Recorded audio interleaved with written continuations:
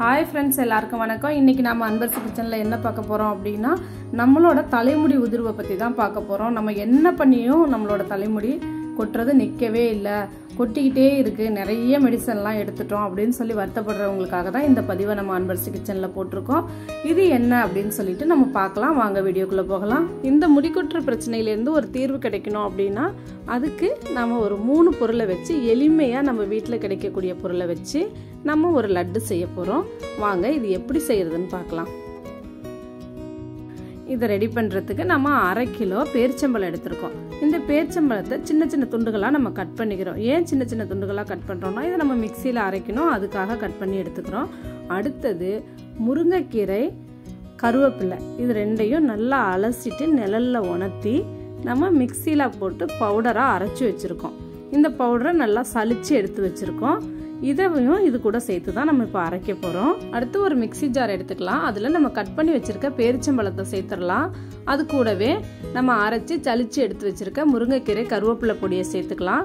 சேர்த்துட்டு நம்ம அரைச்சு எடுத்துட்டு வந்துடலாம். பாருங்க, நான் மிக்சியில இதை அரைச்சு எடுத்துட்டு வந்திருக்கேன்.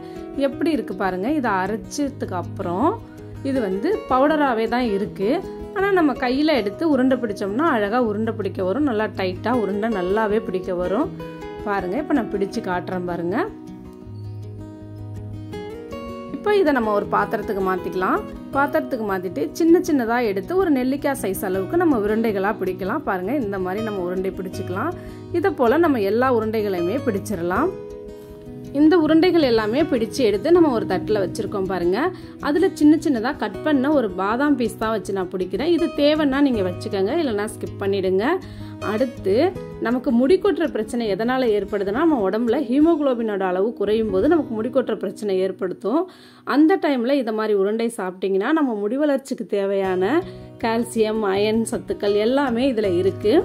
இந்த உருண்டைகளை தினமும் நீங்கள் ஒன்று சாப்பிட்லாம். அது எந்த டைம் எடுத்துக்கலாம் அப்படின்னா நைட்டு படுக்க போகிறதுக்கு முன்னாடி ஒரு உருண்டையை எடுத்து சாப்பிட்டுட்டு தண்ணி குடிச்சிட்டு படுத்துக்கலாம். இது எந்த டைமில் வேணாலும் சாப்பிட்லாம். ஆனால் நம்ம ஞாபகமாக இருக்கிற டைம் அந்த டைம் தான். அதனால இரவில் படுக்க போகிறதுக்கு முன்னாடி ஒரு உருண்டை நம்ம சாப்பிட்டுடலாம்.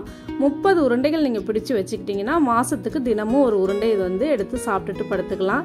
இது சாப்பிட்றதுனால உங்களுக்கு எந்த ஒரு பிரச்சனையும் வராதுன்னு உங்களுக்கே தெரியும். ஏன்னா இது கருவேப்பிலை, முருங்கைக்கீரை, பேரிச்சம்பழம், இது எல்லாமே எல்லார் உடலுக்குமே நமக்கு செட் ஆகும்.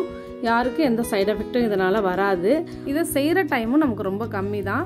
எப்பயாவது நமக்கு லீவு கிடைக்கிற டைமில் கருவேப்பிலை, முருங்கைக்கீரை ரெண்டையுமே அலசி நிழலில் உணர்த்தி நம்ம எடுத்து வச்சிட்டோம் அப்படின்னா நம்ம இதை மிக்சியில் அரைச்சிக்கிட்டு டிவி பார்க்குறப்பயே உட்காந்து உருண்டை பிடிச்சி அழகாக செஞ்சு எடுத்து வச்சிடலாம். இதுக்காக நிறைய டைம் எடுத்துக்கவே வேண்டாம். இதை சாப்பிட்டுக்கிட்டே இருக்கும்போது உங்களுக்கு 10 நாள்லேயே நல்ல ஒரு ரிசல்ட் கிடைக்கும். உங்களுக்கு முடி கொட்டுறதும் குறைஞ்சிரும். அதே சமயம் புது முடி வளர்றதையும் நீங்கள் பார்க்கலாம்.